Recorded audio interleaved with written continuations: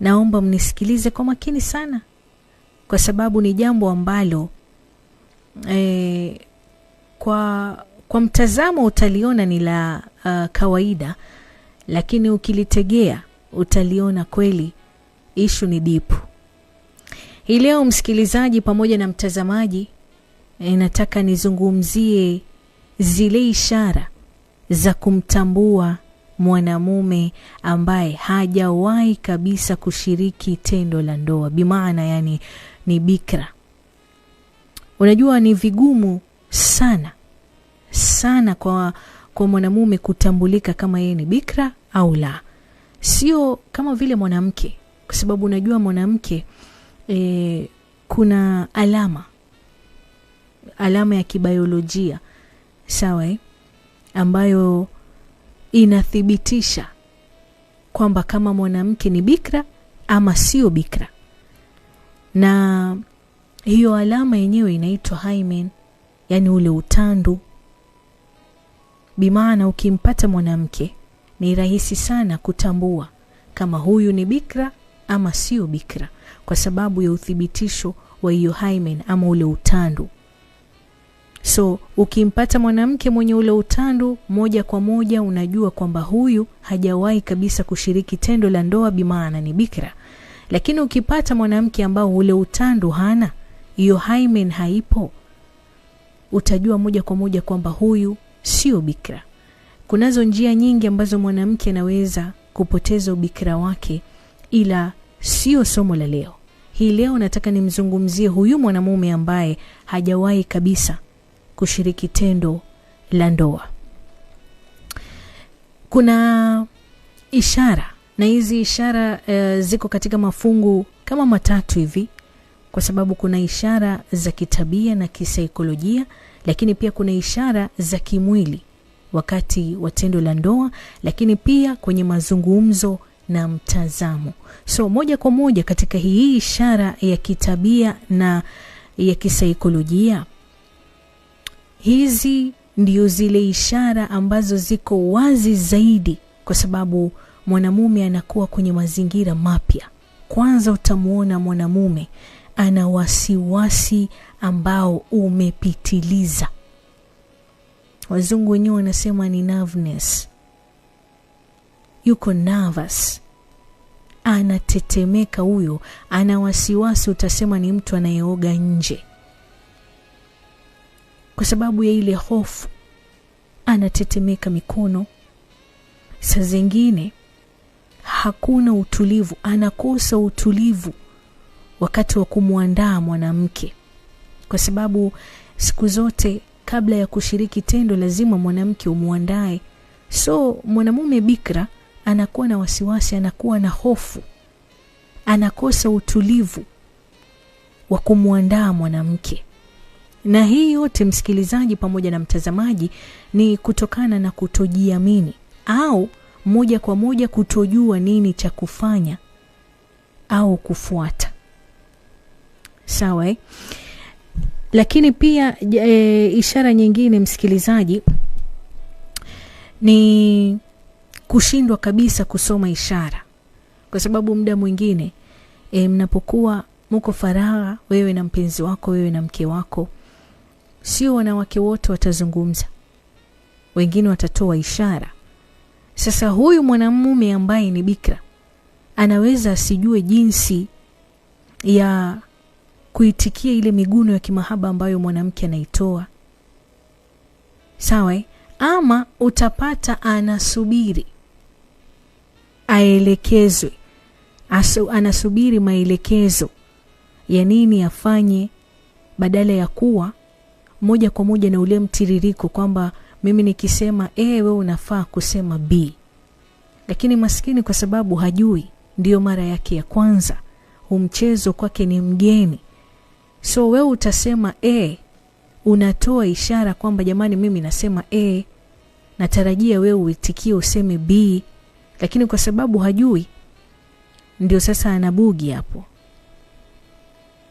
Inabidi wewe kama mwanamke ukishajua kwamba huyu ni bikra, inabidi umpeane maelezo, utoe mwelekezo, hata ikibidi kuchukua mkono wake na kumuandikia hiyo B. Muda mwingine hata hiyo B huwa hajui yaandikwa vipi, kwa sababu hajawahi kwenda shule, hajafungua kitabu, hajawahi kusoma. Atajuaje mambo kama haya? Kwa hivyo hapa ishara ni ile ya kushindwa kabisa kusoma zile ishara. Mwanamke akiguna, wewe unatakiwa ufanye nini?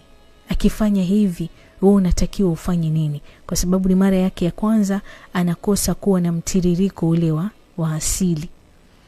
Kitu chengine msikilizaji ni aibu ya mwili. Yaani huyu mwanamume ambaye ni bikra anaweza kuwa na aibu sana, especially mnapokuwa faragha nyinyi wawili. Anakuwa na aibu nyingine kubwa sana, hawezi kabisa kuvua nguo mbele ya mwenzake. Ama mwanamume kama huyu anasisitiza sana kuwe na giza. Sawa wewe mwanamke unataka taa iwashwe, yeye mwanamume anakuambia hapana bwana, zima taa ili asionekane. Sawa na kutotaka kwake kuonekana ni kule kuhofia kuhukumiwa, kwa sababu hajajua labda maumbile yake ni madogo, labda yani ni hofu. Kwa hivyo yeye yuko very comfortable kukiwa na kiza, tofauti na yule mwanamume ambaye ni mzoefu. Jamani, na raha ya kupeana mautamu mnapokuwa faragha ni muwashe taa, mumeo aoneshanga, na wewe mke umuonyeshe mume wako zile neema kubwa kubwa na neema ndogo ndogo ambazo umejaliwa na Mwenyezi Mungu. Sawa na hilo ni kundi la kwanza kuhusiana na zile ishara za kitabia na za kisaikolojia. Lakini kwenye kundi la pili hapa ni zile ishara za kimwili wakati wa tendo lenyewe. Hapa ndipo tofauti kati ya mzoefu na mgeni huonekana zaidi. Kwanza ni ugumu wa kuratibu matendo. Hakuna coordination. Yaani mwanamume ambaye ni bikra hapa anaweza kupata shida, kisha anaweza kuikosea njia. Wewe unamuelekeza bwana, we njia ya kwenda koko ni hii, yeye akatumia njia nyingine, either atumie shortcut afike haraka, ama akazunguka mbuyu huyo mpaka akiipata njia. Wewe muonyeshaji njia umechoka. Kwa hivyo yani hapa anakuwa mgumu sana wa kuratibu yale matendo. Hajui hapa ndipo panapofaa kuingizwa na panaingizwaje. Sasa anapokuwa na ule ugumu wa kupata ile njia, basi mambo hapa yatafanyika ni aidha atumie nguvu kwa kutafuta ile njia, kwa sababu hana ufundi, hana uzoefu, hana ubunifu. So wewe tarajia kitu chochote, aidha kuumia ama mwanamume bikra akatumia njia ambayo sio. Sawa? Hajui kuratibu mguso, miguno na miondoko ya mwili. Yaani kwa mara ya kwanza mwanamume huwa anapata tabu sana sana. Hakuna coordination. Yaani yeye ilimradi chombo kifike, basi haya tena. Lakini mwanamume ambaye ni bikra ni rahisi sana kwake yeye kufika haraka sana kileleni. Yaani anakuwa na premature ejaculation kwa sababu ya ule msisimuko mkubwa sana.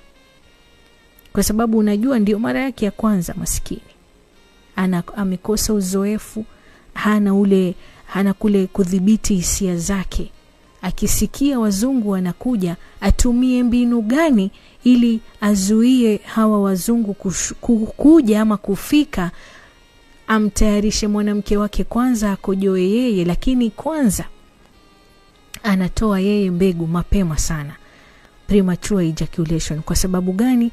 Ndio anapata hisia kali kwa mara ya kwanza, kwa hivyo hajui vile ambavyo anafaa kuzizuia zile hisia zake. Kwa hivyo unapata mwanamume kama huyu ambaye ni bikra, inakuwa vigumu sana kudhibiti hisia zake. Akisikia wazungu anakuja, ndio hivyo tena, anawaachilia pasi na kujua kuna mbinu ambayo inafaa kutumika ili kuzuia wazungu wasifike kabla mwanamke hajafika kileleni. Sawa Lakini hapa pia msikilizaji, kuna msisimko wa ngozi, kwa sababu unajua kwenye ngozi ya uume, sawa kwenye glands pale, especially kwenye kichwa cha uume, huwa kuna hisia kali sana, iko very sensitive.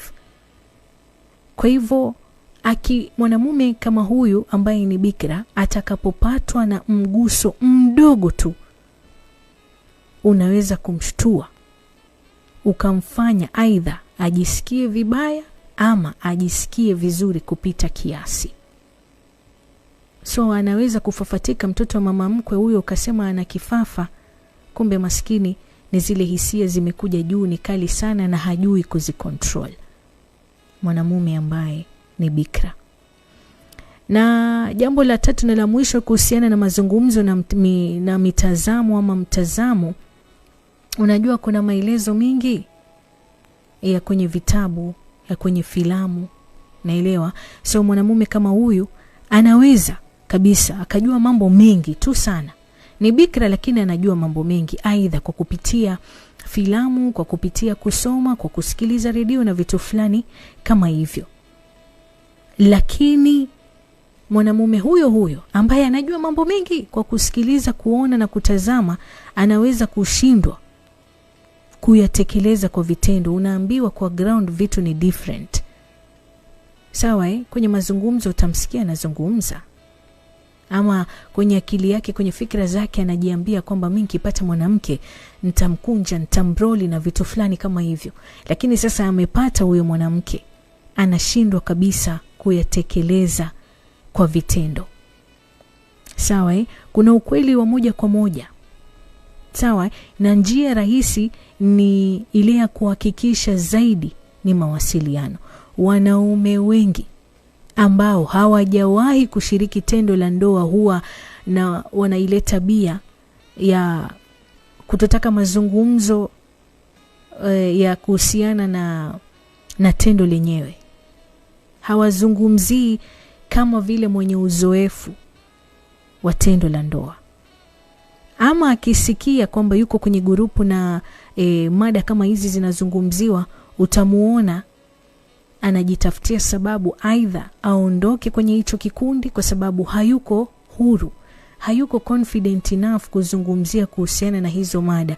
Na iwapo ataulizwa swali, vipi wewe, kwa sababu ni hivi na hivi, unajua tena mambo ya kijiweni, kuna vile ambavyo unaweza kuulizwa jambo na haujawahi kulifanya, aidha upeane jibu la shortcut ama upeane jibu ambalo utajitoa kabisa katika hicho kikundi.